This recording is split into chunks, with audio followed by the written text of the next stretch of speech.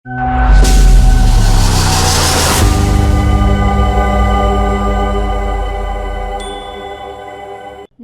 लोकमत राजस्थान में आप सभी दर्शकों का बहुत बहुत स्वागत है। मैं आपके साथ मोनिका राठौड़। आइए रुक करेंगे आज की कुछ खास खबरों की ओर। महाशिवरात्रि से पहले महाकुंभ में उमड़ी श्रद्धालुओं की भीड़। महाकुंभ का कल यानी महाशिवरात्रि को आखिरी दिन है। सुबह से ही मेले में जबरदस्त भीड़ है।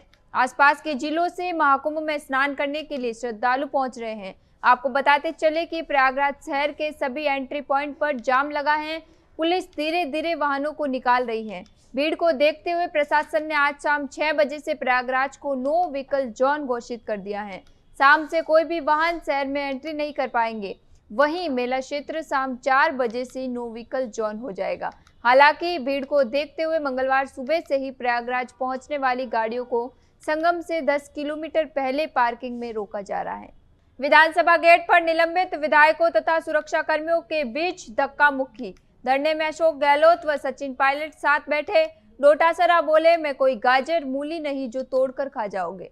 राजस्थान विधानसभा बीते 5 दिन से चल रहा गतिरोध आज भी जारी है। आज विधानसभा में घुसने की कोशिश कर रहे निलंबित कांग्रेस विधायकों की सुरक्षा कर्मियों से धक्का मुक्की हो गई और उन्हें अंदर नहीं घुसने दिया गया।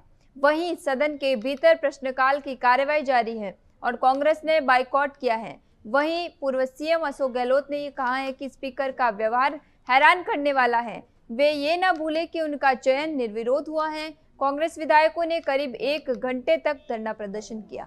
दिल्ली सीएम ने विधानसभा में सीएजी रिपोर्ट की पेश। दिल्ली विधानसभा के दूसरे दिन सदन में शराब नीति पर सीएजी रिपोर्ट पेश की गई। दिल्ली सीएम रेखा गुप्ता ने रिपोर्ट सदन में रखी। एलजीवी के सक्सेना ने कहा कि पिछली सरकार ने इस रिपोर्ट को रोक कर रखा था, इसे सदन में नहीं रखा गया। उन्होंने संविधान का खुलेआम उल्लंघन किया। इस रिपोर्ट में ये भी कहा गया है कि नई शराब नीति से दिल्ली सरकार को 2000 करोड़ का घाटा हुआ है।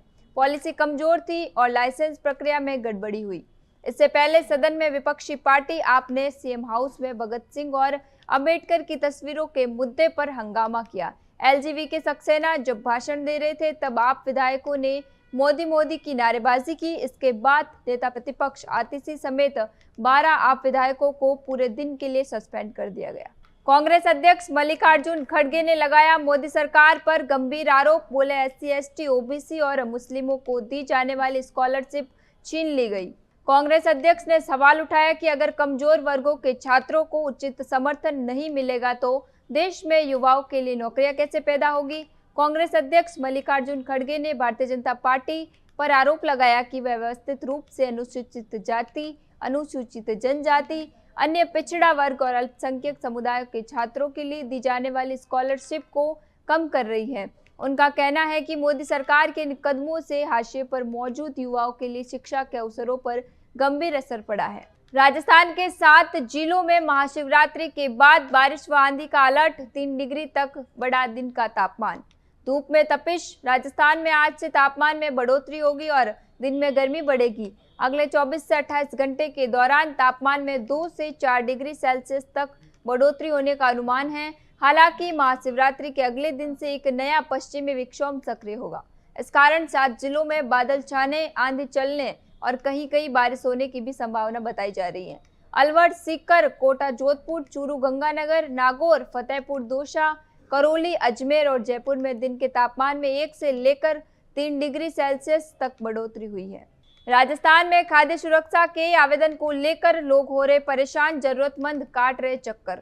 खाद्य सुरक्षा योजना में आवेदन को लेकर लोगों को परेशानी का सामना करना पड़ रहा है। बड़ी संख्या में लोगों को हर दिन ई-मित्र से लेकर सरकारी कार्यालयों तक के चक्कर काटने पड़ रहे हैं, लेकिन कोई सुनवाई नहीं हो रही है। सरकार की ओर से लाखों लोगों को लाभान्वित करने का दावा किया जा रहा है, लेकिन इसके विपरीत बड़ी संख्या में जरूरतमंद लोग इस लाभ से वंचित होते भी दिखाई दे रहे हैं। ग्लोबल इन्वेस्टर समिट के आयोजन में दूसरे दिन का सेशन शुरू। सीएम मोहन यादव ने किया बड़ा ऐलान। भोपाल में ग्लोबल इन्वेस्टर समिट 2025 का आज समापन दिवस है। 2 दिवसीय समिट में 50 से ज्यादा देशों के 100 से अधिक विदेशी प्रतिनिधि और प्रमुख उद्योगपति शामिल हुए हैं। समिट में सीएम डॉक्टर मोहन यादव की मौजूदगी में 18 नई औद्योगिक नीतियों का अनावरण होगा, जिसमें आज केंद्रीय गृह मंत्री अमित शाह शामिल होंगे। समिट के समापन के मौके पर शाह एमपी में निवेश करने वाले निवेशकों से भी चर्चा करेंगे। 2 दिवसीय समिट मध्य प्रदेश में निवेश के अवसरों पर केंद्रित है। आंध्र प्रदेश में हाथियों के झुंड ने लोगों पर किया हमला, 3 की मौत, 2 घायल। घटना वायकोटा से गुंडालाकोना जाने वाली वन सड़क पर तब हुई जब श्रद्धालुओं का एक समूह महाशिवरात्रि से पहले तालाकोना मंदिर जा रहा था। आपको बताते चले कि आंध्र प्रदेश में बड़ा हादसा हुआ है। आंध्र प्रदेश के अनामया जिले के तालाकोना में भक्त भगवान शिव के मंदिर जा रहे थे, तभी हाथियों के झुंड ने उन पर हमला कर दिया। इसमें कम से कम 3 की मौत हो गई और 2 गंभीर रूप से घायल हो गए। फिलहाल के लिए इतना ही, फिर लौटेंगे एक नए सच के साथ। तब तक के लिए नमस्कार।